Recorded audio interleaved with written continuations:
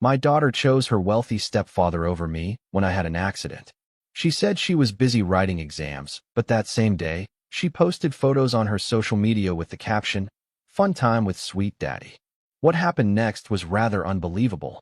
I will tell you everything. First, let me quickly thank you for your continuous support. This means a lot to us.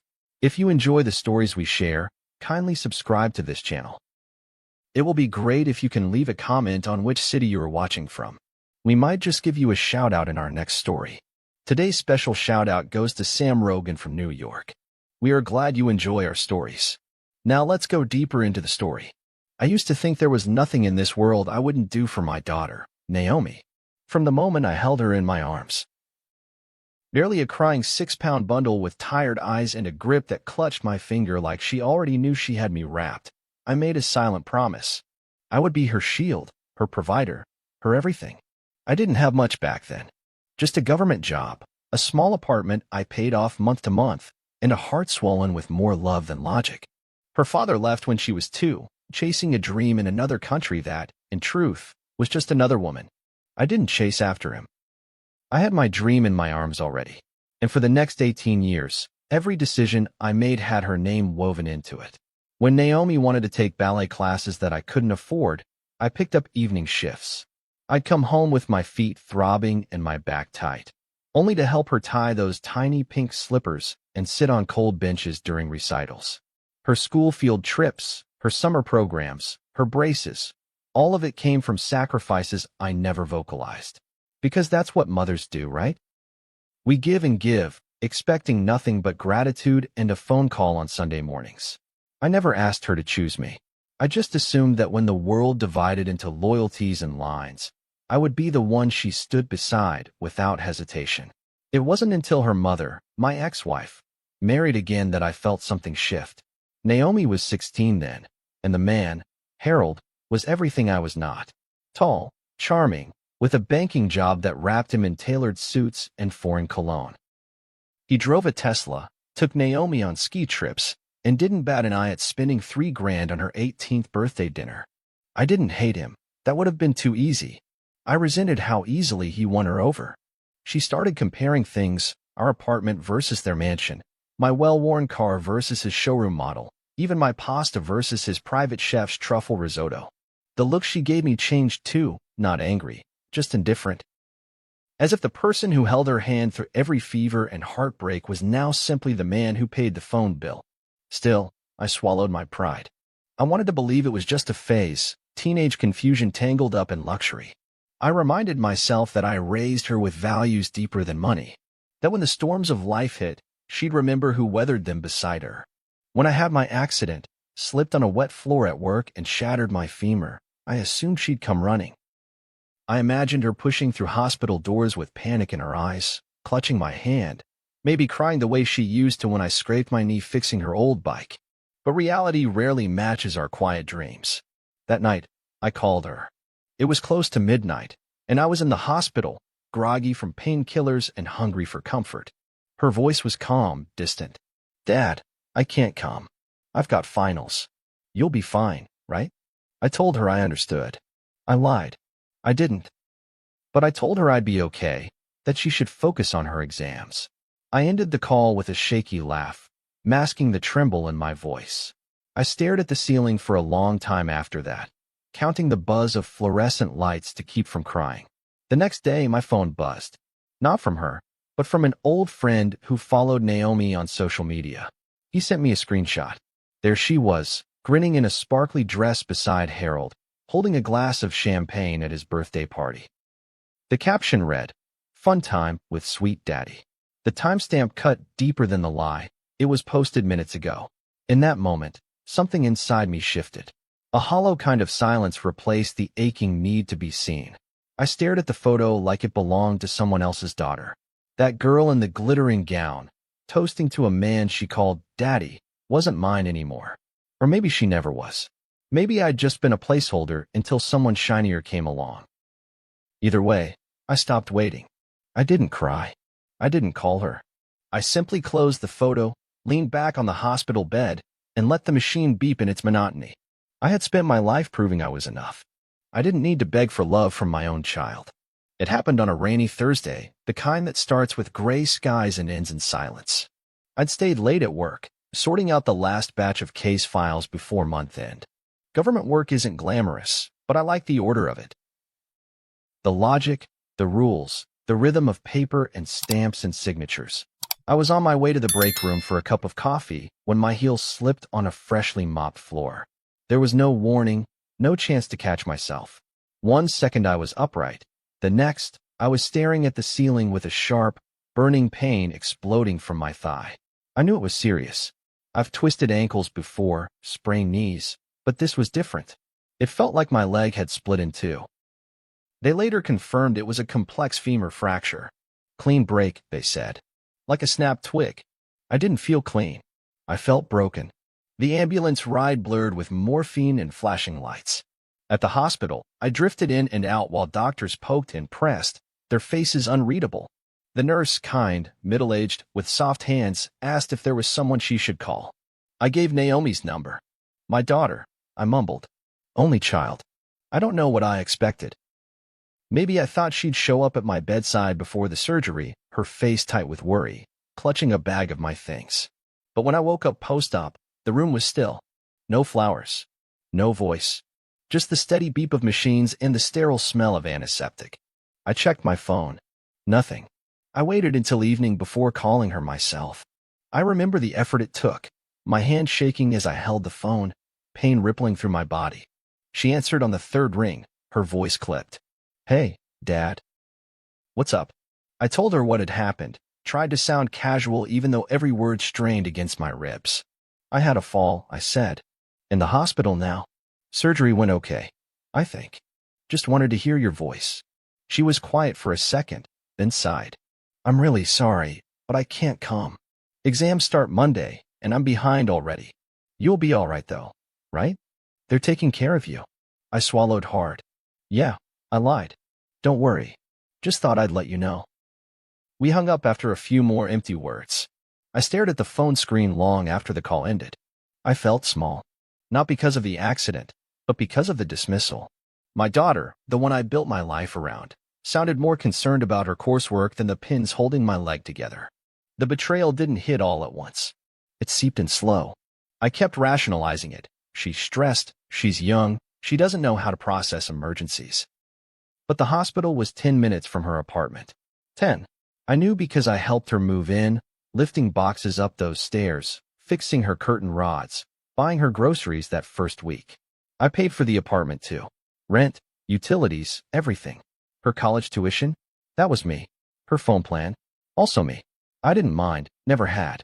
But now, those facts started burning instead of soothing. I wasn't just forgotten. I was inconvenient. The next morning, I was lying in bed with a dull throb in my leg when a message popped up on my phone. It was from Martin, an old friend who followed Naomi on Instagram. He sent one line. Thought you said she was busy? Attached was a screenshot of her post. I clicked it, and the world narrowed. Naomi, radiant in a short gold dress, smiling up at Harold as he beamed beside her with a cake in hand. Balloons, glitter, expensive wine. The caption read, Fun time with sweet daddy. I checked the timestamp. 10 minutes ago. I stared at it for a long time, unsure whether the pain in my chest was from the surgery or something far worse. She had lied. Not just dodged the truth, but looked me in the eye, or at least through the screen, and told me she was studying when she was at a birthday party. Not even a discreet one. A public, photographed, #party thrown for her stepfather, the man she now called Sweet Daddy. I felt like a fool. Like a broken, irrelevant relic sitting in a hospital bed while his only daughter toasted someone else. I didn't cry. Not at first. I just sat there, letting the image blur as tears welled up on their own. It wasn't just the party. It was what it meant. She didn't even consider how it would look. Or worse, maybe she did, and just didn't care. I remembered all the nights I stayed up with her during flu season, the projects we did together, the way she used to crawl into bed with me after nightmares. Where did that child go? Or had she been slipping away slowly, and I just hadn't wanted to see? That evening, the nurse returned to check my vitals. Any visitors coming today? She asked kindly. I shook my head. No one, I said. I've got exams to respect. She didn't press further, But I saw something flicker in her eyes, pity maybe. I hated it. I hated being seen as abandoned, as disposable. I wasn't a perfect father, God knows. But I had shown up. I had given everything. I spent the night in a haze of painkillers and looping thoughts. I replayed that call in my head, the photo, the caption. I imagined Harold cutting his birthday cake, Naomi laughing beside him. I saw her lifting that glass, smiling like her world was full, and I was nowhere in it. That was when I made my decision. I wouldn't beg for scraps anymore. I had to start thinking like a man who mattered, to himself, at least. She had chosen where her heart lived. I would do the same. I was discharged 3 days later, wheeled out with a cast, a pair of crutches, and a quiet sense of finality. The sky outside was still cloudy, as if the weather refused to let go of that dreary mood I'd been swimming in. A friend from work, Charles, picked me up and helped me into my apartment. He didn't ask too many questions, just nodded when I thanked him and told me to call if I needed anything. I didn't. What I needed couldn't be delivered in plastic bags or phone calls. I needed something deeper: respect, maybe, loyalty. But those don't come from the outside. They come from the people you love. Or at least, you hope they do. Inside, the apartment smelled stale. No one had been there in days. I lowered myself onto the couch, wincing as pain rippled up my leg. My laptop sat on the coffee table, exactly where I left it. I reached for it and opened my documents folder. I hadn't looked at my will in over a year, but I remembered every word. Naomi was listed as the sole beneficiary.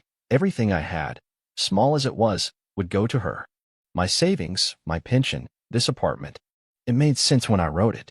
She was my only child. Who else would I leave it to?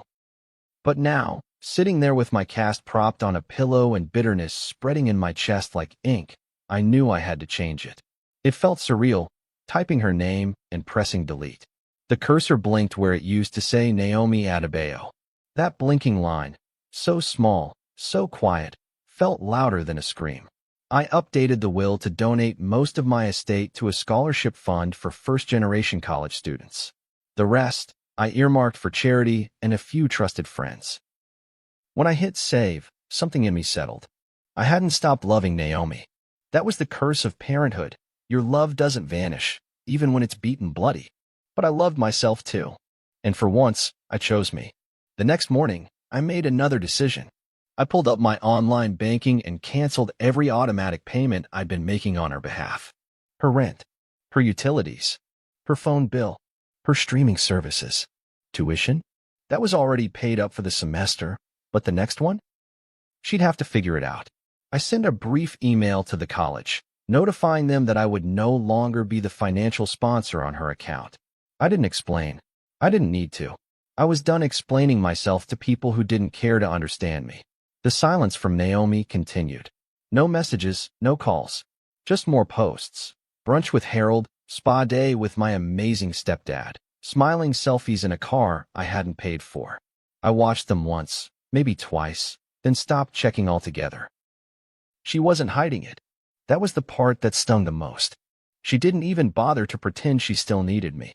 She had found her upgrade, and I had become obsolete. By the end of the week, I was getting around better on my crutches. I made a pot of jollof rice, watched a movie, even read a book. Life, it seemed, would continue quietly, steadily, without the person I once built it around. Then, just as I was starting to find a rhythm, the doorbell rang. It was a Sunday afternoon. I remember because the church bells were ringing faintly in the distance and I had just turned off the news. I hobbled to the door, unsure who it could be. When I opened it, Naomi stood there. Her hair was up in a messy bun, no makeup, eyes rimmed red. She looked younger than usual, more like the girl I raised than the woman in gold dresses on Instagram. "Dad," she whispered. Her voice cracked. "Can we talk?" I didn't answer right away. I studied her face, waiting for the familiar warmth to rise in me. It didn't. All I felt was exhaustion. "Come in," I said finally, stepping aside. She walked in and sat on the edge of the couch, the same spot I used to braid her hair when she was little. Her hands fidgeted in her lap. I sat across from her, waiting. She looked up, eyes glassy. "I saw you canceled everything," she said. "My rent, my phone, everything." "What?" I raised an eyebrow. "Why?" I echoed. "You want to talk about why now?" She bit her lip. I know I messed up. I should have come when you were in the hospital. I lied. I was selfish. Her voice broke, and she started to cry. Real tears. Not performative. I'd know. I'd seen her cry over scraped knees and broken hearts. This was different. This was the cry of someone who finally realized they weren't invincible. I didn't think you'd actually cut me off, she admitted. I thought you were just mad. I didn't think you'd mean it. I leaned forward. My voice was calm, but every word was steel. That's the problem, Naomi. You didn't think. You didn't think I had limits. You didn't think I had feelings. You didn't think I deserved the bare minimum of honesty. You looked me in the face and lied while you were dressed up, dancing with the man you now call Sweet Daddy. And you didn't even think twice. She wiped her eyes. I was confused. I didn't want to hurt you. But you did, I said. You did. And you didn't apologize until the money stopped. She opened her mouth, then closed it. The silence stretched between us, thick and choking. Finally, she whispered, "So what now?" I took a breath. The hardest kind, the kind that decides what your life looks like from here on. Now, I said. Now, I live my life. You live yours. If you want a relationship, you rebuild it. With respect. With effort. But the support you had, the financial help, the automatic safety net, that's gone. You're an adult now, Naomi, and adults live with the consequences of their choices. Her shoulders sank. She nodded, slowly. For once, she didn't argue. She just sat there, tears sliding down her cheeks, and whispered, "I'm sorry, Dad." I nodded. I know. And that was all there was. Naomi didn't leave right away. After that apology, soft, trembling, not nearly enough to mend what she broke. She stayed on the couch, knees pulled to her chest like she used to do when she was a little girl afraid of thunder. I watched her from my chair, unsure what to feel. The daughter I raised was still in there somewhere, I knew that. But she was buried under layers of entitlement, resentment, and something far more corrosive, indifference. The kind of indifference that doesn't come overnight. It builds slowly, like plaque on a heart, until the love that once flowed freely gets blocked by a wall you didn't even realize was forming. "I didn't know you were so mad at me," she said quietly, picking at the hem of her sleeve. "You've been quiet for a while. I just thought you were being dramatic." I let out a bitter chuckle. Dramatic? She flinched. Not like that. I mean, I didn't think it would come to this. The will, the money, the rent. I thought you'd yell, or maybe block me for a few days. But you cutting me off like that? It felt cruel. I leaned forward slowly, my cast stretching as I shifted. Cruel, I repeated. Cruel is seeing your child choose someone else on the day you're lying in a hospital bed with metal bolts holding your leg together. Cruel is watching your only daughter post smiling pictures with a man she barely knew a few years ago while you're doped up on painkillers, wondering if you even matter anymore. Cruel is realizing that all your years of sacrifice meant less to her than one birthday party. She started crying again, but this time I didn't move to comfort her. I let her sit in it. I had done my time being the soft landing. Now she could feel what it was like to fall and find no one there to catch her. "I don't hate Harold," I continued, my voice flat. "This isn't about him. It's about you. About the choices you made. You called him Sweet Daddy in front of the whole world and didn't even think how that would feel to me. Not after everything I gave up for you." She buried her face in her hands. "I was just trying to fit in," she mumbled. "They're rich. His friends, his family. I never felt like I belonged anywhere, and when I was with them, I felt important. Like I finally mattered." Those words landed with a thud. I sat back slowly, a strange ache rising in my chest. So that was it. I had poured myself dry for years, and still she'd felt invisible. The irony? I had done everything in my power to make her feel like the center of my world, and she'd gone searching for validation in someone else's. The realization didn't erase the pain, but it added a layer of grief I hadn't anticipated. The grief of learning I'd failed her in ways I hadn't even seen. "You always mattered," I said softly. "But maybe I made it too easy. Maybe I protected you so much you never learned how to value what wasn't wrapped in glitter." She looked up, mascara smudged, eyes swollen. "Can I come back?" The question hung in the air like smoke. I knew what she meant. Not just physically, she wasn't asking to move in. She wanted back into my life. into the safety of being forgiven without conditions. But I had learned something in the past week, something brutal but necessary. Forgiveness isn't a reset button. It's a choice that comes with boundaries. I don't know yet, I said. You can't fix this with one apology. You need to show me. Not with words. With actions. She nodded, but I saw the flicker of frustration in her eyes. She was used to me bending, softening, folding at the sound of her voice. But that man was gone. In his place stood someone tired of being treated like a backup option. Things are tight now, she said after a while, her voice low. Without the rent paid, I'll have to figure out what to do. Maybe find a roommate. Sell some stuff. I don't know. I didn't offer solutions. I didn't tell her she'd be okay or offer to cover one last bill. I let the silence speak. She had made her bed, and now she'd have to lie in it, maybe not forever, but at least long enough to understand what it cost to walk away from the people who loved you without condition. As she stood to leave, she hesitated. Can I at least message you? Check in? I nodded. You can message. Doesn't mean I'll always reply, but I'm open to hearing from you. That's all I can offer right now. She nodded slowly, then walked to the door. She turned once more, her voice barely audible. I do love you, Dad. I know, I said. But love without respect isn't love. It's convenience. And with that, she left. I sat alone in my apartment, the silence pressing against my ribs. I wasn't relieved. I wasn't angry anymore either. What I felt was harder to define. Something between sorrow and steel. A knowing. A certainty. That no matter how much I loved her, I had to love myself more. And this was what that looked like. The calls started 2 days later, first from her mother, then from my sister, then from an uncle I hadn't spoken to in years. Each one came laced with that same accusing tone, as though I'd committed some great sin by drawing a line in the sand. She's just a girl, her mother snapped over the phone. You're the parent. It's your job to forgive her. I let her rant while I stared at the cold tea in my mug, too tired to argue.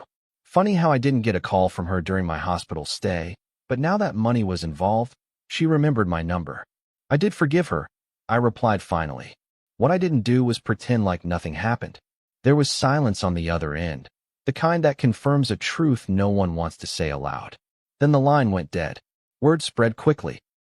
Naomi must have told people she'd been cut off, maybe dressed it up as abandonment, maybe left out a few key details, like how she lied to my face and toasted another man while I lay stitched and drugged in a hospital gown. I didn't bother correcting anyone. If they wanted to believe I was the villain, so be it. I was too old to play the martyr in other people's stories. But even so, it stung. I started receiving passive-aggressive messages from people I hadn't heard from in years. Cousins, old neighbors, mutual friends. Some cloaked their criticism in concern. Just checking in. Heard about what happened with Naomi. Hope everything's okay. Others were more direct. How could you do that to your own daughter? She's your blood. Blood. That word made me laugh out loud. Blood doesn't pay the bills. Blood doesn't show up at the hospital. Blood doesn't make a person loyal. Love does. Respect does. And if those things are missing, then blood is nothing more than a shared history, a coincidence. I spent my days in physical therapy, learning to walk again with a metal rod in my leg. The therapist, a no-nonsense woman named Ifioma, was the only one who didn't treat me like I was fragile. You want to heal? She said during one particularly grueling session. Then stop holding your breath. Let the pain teach you something. She didn't know how right she was. Each step I took in that sterile rehab room became a metaphor. I wasn't just healing my body. I was reclaiming something that had been lost long before the accident. My sense of worth. My dignity. For years, I'd allowed myself to be defined by what I could give, what I could sacrifice. Naomi needed rent.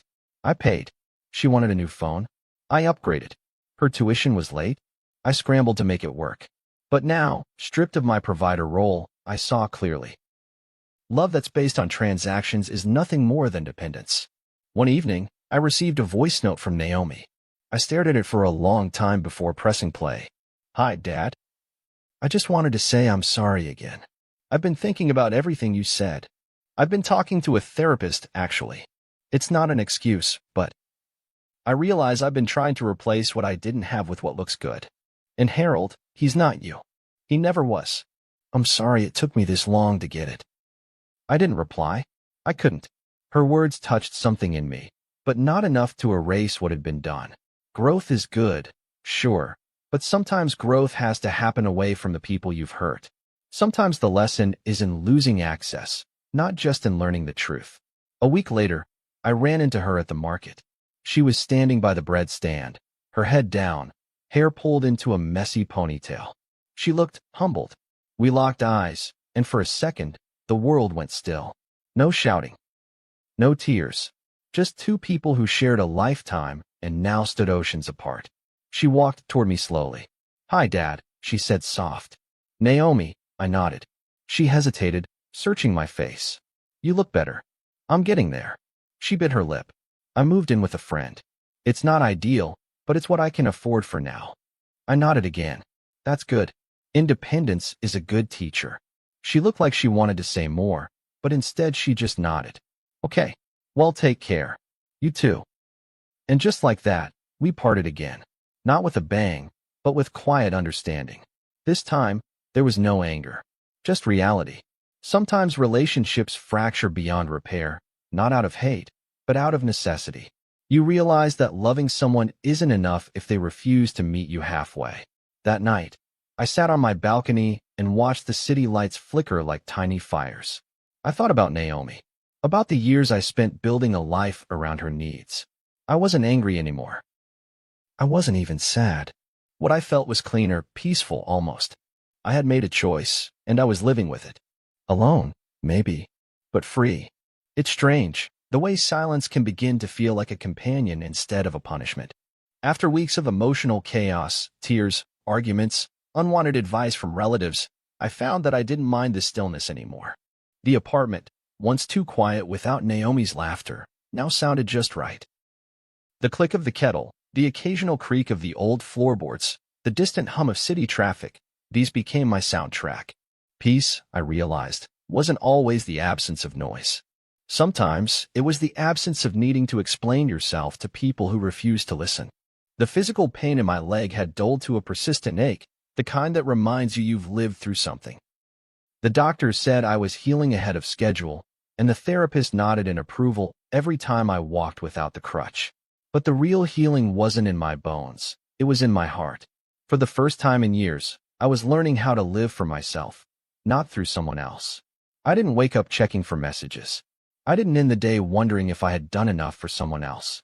I was finally measuring my days by how I felt, not how I was perceived. Naomi still reached out, sparingly. A message here and there. Small, quiet attempts. Just checking in. "Hope your leg's okay." Or, "Saw this book you used to read. Thought of you."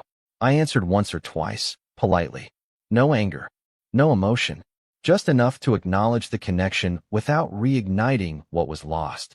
I didn't block her. I didn't shut the door completely. But I also didn't open it wide again. That door had once been the front line of my identity, and now it was simply a door. She could knock if she wanted. That didn't mean I had to let her in. The final conversation came on a cool Friday evening. I was at home, folding laundry, my shirt smelled of eucalyptus from a new detergent I liked, when my phone rang. It was her. "Hi, Dad." "Naomi." She didn't ask how I was. She got right to it. "I just wanted to say thank you." I paused. "For what?" "For holding your boundary," she said. "It took me a while to understand, but I get it now. You weren't punishing me. You were protecting yourself." There was a long silence between us. It wasn't awkward. It was full. "I'm glad you see that," I said. "It wasn't easy." "I know. And I'm not calling to fix anything. I guess I wanted to say I respect you now, even if I didn't act like it before." My throat tightened, not with tears, but with a quiet, sad gratitude. She was growing. I could hear it, but it wasn't my job to carry her through that growth anymore. "Thank you for saying that," I replied. "It means more than you know." She sighed. "I'm going to be okay, you know? I've picked up some extra shifts. My friend helped me budget. I even opened my own bank account, finally." I smiled faintly. "Good. That's good." We talked a little longer. Nothing deep. Just weather, work, and mutual memories. When the call ended, I sat for a long time, staring out the window at the slow, golden dip of the sun. I thought about how hard it is to unlearn decades of being needed. how painful it is to choose your own well-being over the people you love. But I had done it, not out of anger, not out of pride, but out of necessity. I took one last look at the framed photo on my shelf, Naomi at age 9, smiling with 2 missing teeth, arms flung around my neck. That girl loved me with her whole heart. I believed that. And maybe, deep down, the woman she became still did. But love that ignores your pain isn't love. It's convenience in disguise. And I'd finally outgrown being someone's convenience. These days, I take walks in the park with my cane, nod at familiar neighbors, sit on the bench near the fountain with a good book. I've even started painting again, nothing fancy, just colors and silence. The peace I've found isn't loud or proud. It's quiet, earned, and sacred. And I protect it the way I used to protect everyone else. Because in the end, the hardest lesson I had to learn, the one no one prepares you for, is this. Sometimes the bravest thing a parent can do is let go. Not out of spite, but because they finally realize they deserve peace too. And for the first time in my life, I was finally living in mine. If this story moved you or reminded you of your own journey through family, boundaries, or betrayal, take a moment to share your thoughts in the comments. Don't forget to like, subscribe, and turn on notifications for more powerful, real-life inspired stories that speak to the heart. Your support helps bring these stories to life and keeps the conversation going. See you soon in the next one.